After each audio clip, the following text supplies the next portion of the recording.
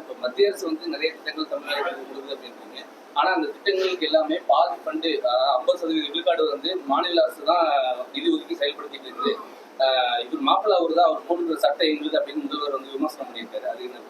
அதாவது ஒரு அரசியலமைப்பு சட்டத்துல மத்திய அரசுக்குன்னு ஒரு சில டிபார்ட்மெண்ட் இருக்கு, மாநில அரசுக்குன்னு ஒரு சிலது இருக்கு. ஒரு சில திட்டங்கள் 2 பேரும் சேர்ந்துதான் நடத்தணும்.